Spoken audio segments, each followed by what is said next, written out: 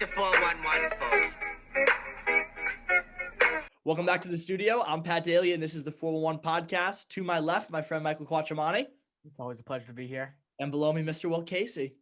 Happy to be here, as always. How we feeling today, boys? How are things? Podcast.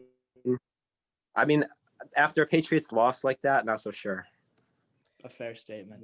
Yeah. It's a little it stings a little bit. But before we continue, I would like to congratulate our very own Patrick Daly on being accepted to the Holy Cross. Patrick will be attending Holy Cross. Thank you. Graduating class of. It says Yeah, I thought you would congratulate me for my fantasy win against Will, but come on. Had I started Lamar Jackson, would have been a game changer.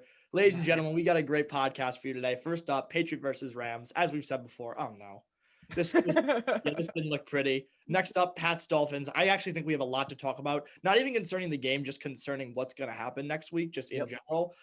Fantasy, really down to the nitty gritty. This is semifinals for most weeks. Start them, sit them. Keep it real simple. And to finish it off, we have a little overrated, underrated segment. So I'm going to shoot out 3 teams, and Will and Mike, and I'll obviously contribute to, are going to say if this team is overrated, underrated, or perfectly rated, and why. So to start it off, Patriots Rams. Will, start us off, my friend. All right. This one hurts. This one really hurts. So as Michael's been saying for the whole season, the name of the game is consistent football. And we have shown time and again that we can't play consistent football whatsoever. Cam actually has been pretty consistent, but pretty consistent, like bad consistent.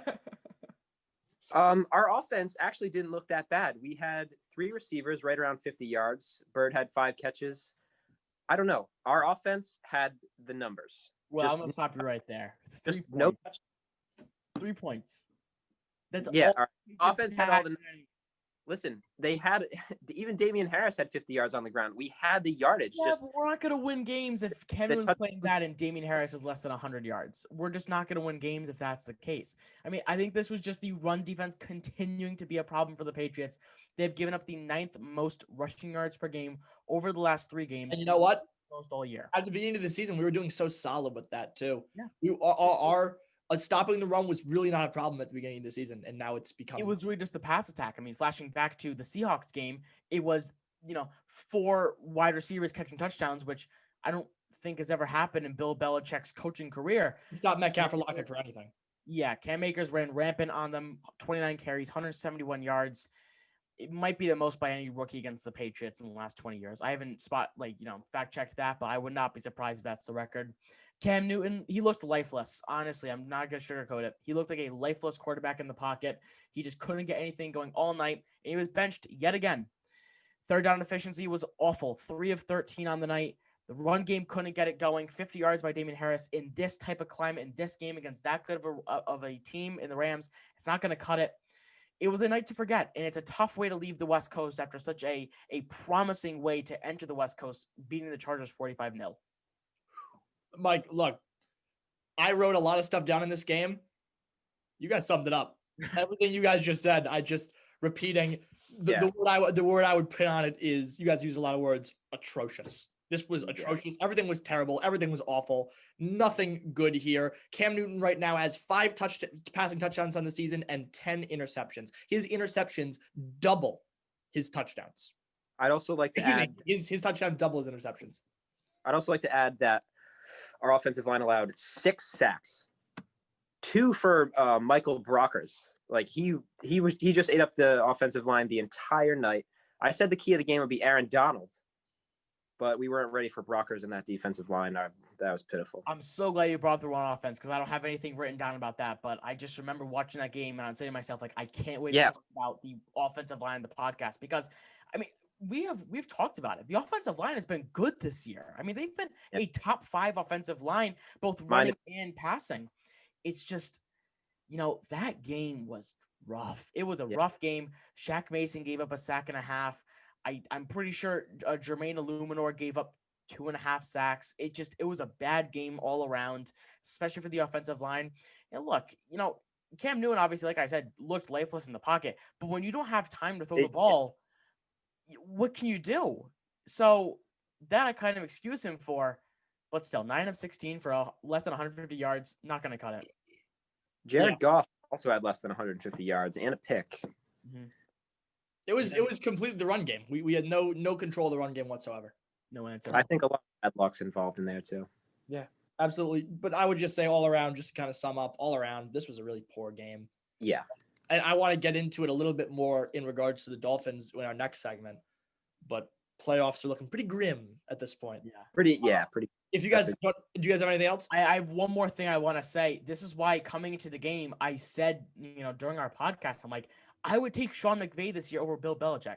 In that game, over anything, that game was a true, Sean McVay just outcoached Bill Belichick. That's honestly what it came down to. He just put out so many different formations and just, what, Pat? What you shaking your head? Come on. What? That Rams team is just better. Yeah, and it was coached better too. They put out so many different formations, the Patriots couldn't keep up, and the run offense was fantastic. This is two, I'm not even going to say good teams because you could say, oh, well, both teams are good.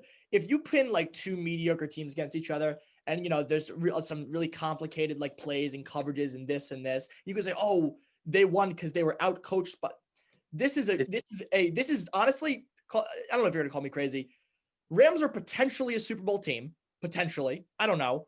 The West is not the West. The NFC is so wide open. I think exactly. I think they could potentially make a deep playoff run if not Super Bowl, and the Patriots aren't going to make the playoffs. So I would not chalk it up to they got out coached. No, they got outplayed. That is just a better football team. But there have been many teams this season that the Patriots have beat or have been close to beating that have much better rosters than the Patriots do. I would take the Ravens roster over the Patriots. They were a one-score game against the Bills. They should have won that game. I would take the Bills roster over them. I would take the Texans roster over them, and they were in a one-score game. There were many games this season that the Patriots have been in. Seahawks, I would take the Seahawks roster over them. So, obviously the better roster usually wins, but there are many times this season where I would take the Raiders roster over the Patriots roster, in my opinion. So I don't necessarily know if the rosters have anything to do with it or just the coaching. It's fair, but I still don't know if I can chalk it up to coaching just quite yet. I still believe in Belichick. Anything else, boys? That's all from me. Look, I love it. Keep moving. Dolphins. Mike, start us off. I'm going to start a game show. Okay. Starting a game show. It's going to be called Guess the Patriots this week. It's a huge guessing game, and nobody's going to win. Nobody's going to win, so I'm going to make a ton of money doing it because I'm going to, just get them on the show. They're not going to win anything, and I'm going to be a millionaire. But this week, I really don't know. You don't know what Patriots team you're going to get, but given the Dolphins have a top 3 defense, I don't necessarily like their chances in that regard. I will say, though, no Myles Gaskin, no Mike Gesicki, no Devontae Parker. The 3 best offensive weapons are out. And obviously, that bodes well for the Patriots. If they can just get their offense going, get Damian Harris in the game, and make Tua play hero ball from behind, then the Pats have an actual shot to win this game. But then again, Tua's a rookie. And like we said, Tua had over 300 yards and 2 touchdowns versus the Chiefs. That's true. Very true. But Andy Reid doesn't have the record that Bill Belichick does against rookies. So I hate good point. Look what we did to Herbert. Exactly. That's what I'm saying. Look what we did to Patrick Mahomes 2 years ago as a rookie. I'm just saying. But there's a second part to it. You got to look at the Dolphins defense. The Dolphins defense took 3 balls away from Pat Mahomes in the air. Very true. At Mahomes, they took away three footballs. And he had 2 interceptions going into that game. Through 13 weeks, the guy had 2 interceptions. I don't know if I'm very confident with Cam Newton's passing game ever, but especially this game. Yeah, I don't see it happening this week for the Pats. I'm about to gaslight this entire thing. Mike, okay. First of all, I think we can all concur. We're not going to the playoffs. Yeah. We all agree. Okay, Mike. We're way past that. I know. Mike has been way past that. I don't know. Me and Will have kind of been hanging on, but after that game, no. Simple as that. So number one, Mike, you'll be thrilled to hear the New England Patriots are idiots if they don't start Stidham this week. Let's go! Let's go! Come on! The chances that the Patriots will make the playoffs is now 2%. meaning that the season is pretty much over at this point. I hate to be a pessimist because that's not who I am, but the season is pretty much over. You had to bench Cam Newton last week. Stidham threw some decent passes. Like 5 for 7, yeah. They have nothing to lose. The Patriots are, I think me and Mike have said this before. The Patriots are in this weird spot where the analogy is like a pool, right? You either keep Stidham out of the pool or you throw him into the deep end. You can't, dip your toe in, let's switch to dip his toe. You either put him in or take him out. You can't keep, this isn't a sampler. This isn't an appetizer. Okay, you have to either like you're going to Dave's and you're like, ooh, I'm just gonna have this.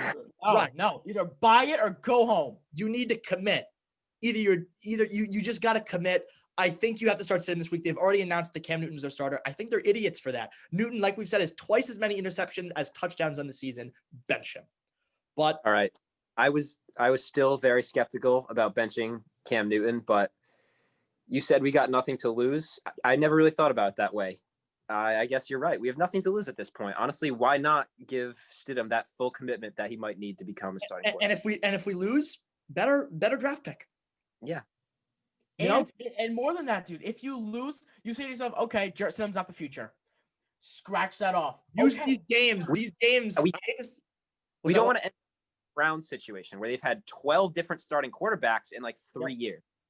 Honestly, look at the Eagles. Eagles have $35 million attached to Carson Wentz, and even they were able to move on from him and start their second-round quarterback. Why can't the Patriots, who have $0 attached to Cam Newton, he can let him go next year for free and have nothing to do with him? Just set sail, and that's a past memory. The Eagles are going to be attached to Carson Wentz for 3 more years, and even they were able to move on from him and start Jalen Hurts. So why can't the Patriots start Jarrett Stidham? The way I think about it, the Patriots have nothing to lose now. Their playoff chance, I hate to say it, but their playoff chances are literally almost mathematically done. It rounds to 0. There you go. So they're mathematically, the playoff chances are pretty much gone. These games should be taken as kind of just test runs. You don't have anything to lose. They're divisional games. All 3 of our games left are divisional games, meaning that these are the teams that if we start Jarrett Stidham next year, I don't want to get into that right now because I don't know what's going to happen this offseason, what's going to happen with Newton. We will cover that all throughout the offseason. Absolutely. But I just don't see why this would be a bad idea. The Patriots are playing, like we said, 3 divisional games, and these are games that Stidham is going to play against if he's the starter next year. So why not? This is a perfect time. Perfect. So all in all, I think they should start him. But beside the point, I do think this game goes to the Dolphins. They're simple as this. They're hotter. They're better. Surprisingly, last home game, the last time we played the Finns, Cam Newton had a solid game. But based off of how hot Tua is right now, they I don't want to say they gave the Chiefs a run for their money, but I mean They did. They kept in the conversation. For that reason, I say Finns win 20-10. Yeah, I definitely agree. I forgot to give a score prediction in my notes, so we're gonna go with 24 to 10. And I like to say that because Tua is very new and he's young, and I like these young new quarterbacks, especially lately. The spread on their offense is fantastic. 9 different receivers had at least 1 catch versus the Chiefs, and he put up 300 yards. That to me is way too much for the Patriots to handle. And with their defense on fire, Finns roll. It's a great point. And honestly, I think Pat has brought up the best point of the entire podcast, in my opinion. The divisions you got, in my opinion, just to build off what Pat was saying, if you look at the Jets, they have Sam Darnold, and they're probably going to draft Trevor Lawrence. So they have a young quarterback. You look at the Bills. Josh Allen's a future top 5 quarterback in the NFL. If he can just fix some of those stupid mistakes he's been making, he really is. Look at the Dolphins. Tua's a franchise quarterback.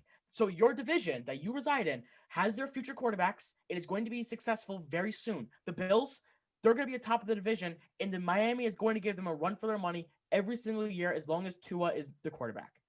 Jets, who the hell knows what's going to be like with Trevor Lawrence? The Patriots right now, like Pat said, you're teetering in that weird zone.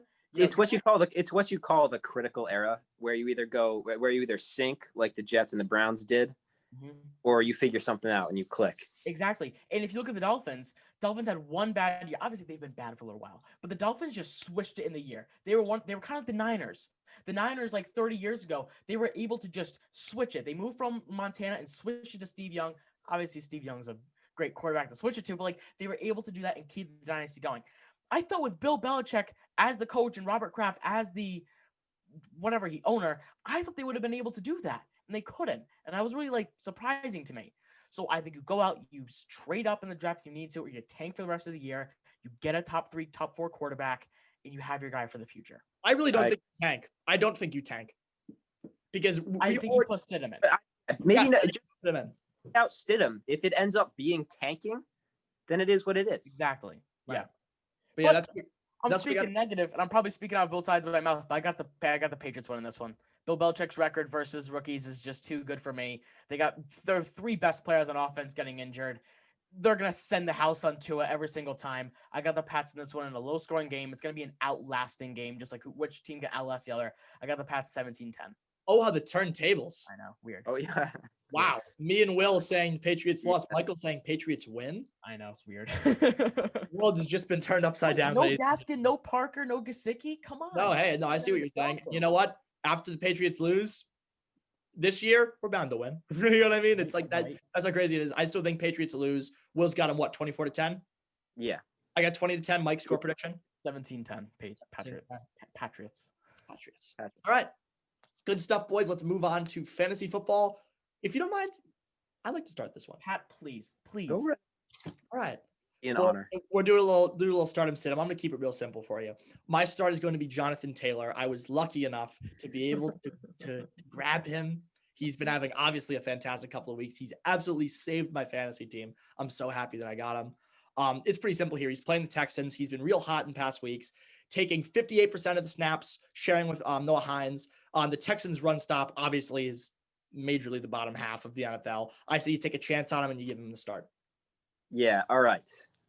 First of all, I love and hate that call because I did trade you, Taylor, and he was the reason I lost. And I traded Will Taylor. Yeah. All right. Yeah, pretty much the reason why my team is successful is because I gave Michael Elliott and he gave me Montgomery and Jefferson. And I forget who did I give you? Cooks. Cooks, yes. And I gave him Brandon Cooks and he gave me Jonathan Taylor. Yeah. So Thumbs down. 3 key parts of the team. All right. I got Cam Akers this week for obvious reasons. Had ripped off like 170 yards last week, and he's playing the Jets, who are 0-13. I think enough said right there. Cam Akers, start him. Fair. Yeah, I like that. My guy is Will's quarterback. I got Lamar Jackson. It's more of a momentum thing for me. The Ravens control their own destiny. If they win out, they're in. If they don't win out, they need other teams' help. Lamar Jackson's had 2 really good games, 29 and 38 over his last 2, versus this Jaguars defense, which gives up the 3rd most fantasy points to quarterbacks. I think Lamar's going to run rampant again like Cam Akers into the Patriots over this Jags defense. It's going to be an exclamation point of a game. I think Lamar is in for a big game. I'd love to see that happen. Yeah, we haven't seen big games out of Lamar really all this season. That would be really great to see. Yeah. For me, Mike, I understand where you're coming from. I think it's playoffs. There's too much of a risk there. Lamar just hasn't been consistent enough to give him a start in the playoffs. Not for me. I know, but you drafted him early. You drafted him for the playoffs. You drafted him for this reason. And Go he's ahead. This year that when he has good matchups, he usually comes through with over 20 points. I understand I totally get where you're coming from completely. Yeah, like I don't know. I just think you drafted him for this reason. You got to start your studs. He's a stud who has a great matchup. All right, so my sit-em is going to be, and I kind of say this with a big asterisk because I think if you only have him, and it's not like only have him because he's been great all season, but most of the season. But if you only have him, you don't have anything else. Like, don't start like DJ Chark over him. Like, you know what I mean? But like, I feel a pretty big hot take coming on. If I don't know, I think it's a pretty hot take. But if you have somebody else that you think that could do better, put him in. I have scary Terry McLaurin as my sit this week. So he has had back-to-back weeks with less than 5 points. Seattle has allowed the 3rd fewest points to receivers in the past month, which is surprising because the Seahawks, did I say Steelers? Or did I You say might have. I don't remember actually. if I did, sorry, I meant Seahawks. The Seahawks secondary has allowed the third fewest points to receivers in the past month, which is surprising because the Seahawks defense is not very good. And just all around, the thing that scares me is just the inconsistency there. So if you have another guy to plug in a stream that you feel like is going to play well, do it. But if you don't, then I wouldn't take the risk on him. I'm just kind of a disclaimer, a little bit of an asterisk next to that sit. But I think if you got somebody, I think you bench Scary Terry this week. Yeah, that's a tough set. Yeah, that's a really tough set. But I do like your reasoning. I mean, you got asterisks next to it. Yeah, got a great reasoning behind it though. It's a good set. Right. This week I went with 2 starts instead of a sit. I'm feeling okay. I like it. as well go with 2 starts, and I'm going with Kirk Cousins. Now, I needed him for a pinch when Tom Brady was on a bye, and he ended up putting up like 34. I was very impressed. 3 out of his last 4 games, he's put up over 30 points. Last week was a bit tough, but that was against Tampa Bay and their attack. This week, they're playing the Bears. Now, I think this is going to be a shootout game. I think it's going to be very pass heavy, and I think it's going to be a very high-scoring game.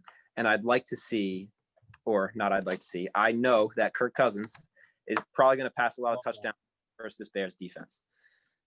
Yeah, I mean, Bears got a tough defense. All right, my bare bones reasoning is that Kirk Cousins is hot right now, and I think this is going to be a shootout game between 2 pass-heavy offenses. Okay, I can't disagree with that. We're having a lot of agreement here. Look, I as you may know, I got this flag here. I haven't thrown it all day. I'm in agreement with everything you're saying, Mike. Before I give my sit, can I just give one more half start? Like, I'm gonna give this guy's last 5 healthy games. Okay, he's a wide receiver. 19, 23, 20, 21, 24. Anybody know who it is? What, AJ Brown? No. Yeah, not going to get that off the top of my head. Wide receiver 1 numbers though, right? Pretty good numbers. Numbers, I'd say, yeah. Right. That's Brandon Ayuk. Who? Brandon Ayuk. Start Brandon Ayuk. He's wow. Versus Dallas this week. Awful defense. No Deebo Samuel. I see a 30-point game for Brandon Ayuk. Wow. I had never, obviously I know who Ayuk is, but I didn't even realize that. Yeah. He's a nobody. That's crazy. He got drafted. Nobody's talking about. Nobody's first round. I know. I sent a video. I said he's the most underrated receiver in the entire league. Wow. Like, he's unreal. And it's been great. He has. I'll have to go take a peek at him. 3 out of 5 games with a touchdown. 2 out of those 5 have over 100 yards, and those other 2 out of 3 are 91 yards and 95 yards. Mike, does he is he available? It's not available in our league, is he? Sure, I bet he is. He is. Wow. Okay. Very interesting. I might have to. 20 minutes. Pat's gonna go pick him up and start him. We definitely should. I think I might have to. I don't know. So I like owned in 75% of leagues. That's ridiculous. Crazy. Mike, here's for the set. All right, my set. It's gonna be Robbie Anderson. Anderson this week. It's pretty plain and simple. I mean, no DJ Moore. He's gonna have to face a Packers defense with Jaire Alexander draped over him the entire game. That's a tough matchup. I don't think Anderson's gonna be very good this week, in my opinion. Yeah, no, I like the call definitely. Just in general, you know what I mean. Just it's pretty simple there. We've had so much agreeing. I'm very surprised. Yeah, I know. Will, any other thoughts? That's all from me. Good stuff. All right, let's finish it up with our final segment. I'm very excited about this segment. So, overrated or underrated? I'm throwing out 3 teams: overrated, underrated, rated just the same. If you want to just give me a little, give me a little kind of a gauge. Like, don't just say over, under, middle. Be like, we can be specific. Like, like a little bit overrated or like very underrated. Give me a little pizzazz, Mike. Mike, you always bring the pizzazz. I'll give you some pizzazz. I love never that. Exactly. So my first team is going to be the Washington football team. They're in the playoffs currently. Overrated. Okay. Overrated. I would say like the base overrated. Like not slightly, not too overrated. They're an overrated football team. I think they're right where they should be. I like how they found Terry McLaurin as a WR1, someone who they know they can go to and trust. I think in a weak division, I think they're right where they should be. I think they're dead center. I think there's just kind of a lot of hype going around this team just in general through them being in the playoffs, them not having a name, like just like in general, like nobody really took Washington very seriously this year. So I mean, I'm definitely surprised at their performance. Alex Smith, who is surprised he's even has a leg right now. That poor dude, like the comeback player of the year, obviously. Don't have good. It's really coming down to him and Big Ben. I think Alex Smith should win it, but I think he should too. The dude's a grinder, really. The real gritty, real meat and potatoes. Real gritty. Absolutely. So I would say I don't agree with either of you. I think this. Wait, Will, what did you say? I think they're right where they should be. They made the playoffs. I think that's their. Well, they haven't made the playoffs yet, but they're in the playoffs at the moment. Well, on track. On track, definitely. Yeah, I think they're right where they're supposed to be. I don't think people are seriously considering them as like a Super Bowl. No, I think they're going to lose first round probably. But they're starting to get some chatter around the league. There's a little chatter going around. So I mean, yeah, I think they're right where they're supposed to be. My problem is that there is a little chatter. That's kind of my whole problem with it. Is I don't. They had Deshaun Kaiser. They had some chatter going around, and they were just. This Washington football team slander coming from Mike. It's not, I don't know. It's just, I think people are kind of doing the same thing to the Washington they did to the Giants last week. It's like, everybody's like, oh, this Giants team, man, they just beat the Seahawks. This is a different team, man. They're going to make, I'm not telling you this is a different team. I think they're going to lose first round of the playoffs if they make it. But yeah, but that's the difference. Some people legitimately think that the Washington football team can actually make a run in the playoffs and like go to the NFC Championship. And that's why I'm not saying they're underrated, because I think they're rated right where they're supposed to be. Yeah. I think for people like that who are saying that, like they're overrated in that sense. Like, look, at the end of the day, dude, they're a 6-7 football team. You know who else is 6-7? The New England Patriots, and nobody's giving them the time of day. So for 6-7, they're on top of a crappy division. That's the only reason they have any sort of media attention at all. Fair. Next up is going to be, and I think everybody's gonna be on the same page here about over and underrated, Pittsburgh Steelers. All right, I think this one's a pretty easy one. Underrated, like slightly underrated, I'd say. You think? I think the exact opposite of you. I know. I think they are. I'm not gonna say majorly. I think they are mildly overrated. They're pretty. Here's my reasoning behind it. And it's the same reason when people say, oh, Lamar Jackson's an overrated quarterback, because everybody says Lamar Jackson's an overrated quarterback. When everybody says that a player or a team is overrated, when everybody says, the entire community says it, they're not overrated anymore. If everybody thinks something, then the common ground is that, okay, that everybody thinks it, then they're not anymore. Mike, but if we can get nitpicky about what means overrated and what we can get nitpicky all day we want. But right now, they're atop the second in when I think of like overrated and underrated, I'm saying where are they ranked in like power rankings or like playoff seeds, and does that translate to how they're viewed as like does that translate to how skilled they are? They're super skilled. They have the number one defense in the NFL, and their offense is good. You just got like. Their run game just hasn't been great recently. That doesn't mean bias. Mike's bias. He likes the TikTok side of the Steelers. He's got that connection with the Steelers. And by the way, if you didn't hear, Michael got a comment from the Detroit Lions on his TikTok. Very cool. Yeah, go follow. Dude. All my Pittsburgh merchandise is just all the stuff in my background. Very interesting. Go follow the Tailgate Podcast on TikTok, by the way. If you have a sec, just go shoot them a follow. No, but I would definitely say this team is 100% mildly overrated. Just they played just cakewalk teams, just terrible. I mean, they beat the Titans. What? Beat the Ravens twice. Practice squad once. Overrated as well, Mike. Who else is? The Ravens. They lost to Washington football team. See that? Overrated. They're not. Yeah, in general. So Mike, so if we want to go with this, I'll ask you, do you see this team going to the Super Bowl? I think they have a shot. They should be a Super Bowl contender. I see them going to the AFC Championship and facing off against the Chiefs, because at the end of the day, dude, what's probably going to happen is the Chiefs are going to face the 4th seed, whoever that is. And the Bills are going to end up facing the Steelers. And who would you rather take? A 23-year-old Josh Allen, who in his playoff experience has done awful, or a weathered, like Pat has said in the past last year about, experience usually wins in the playoffs, an experienced Yeah. Super Bowl winner Ben Roethlisberger in the playoffs. I got the latter.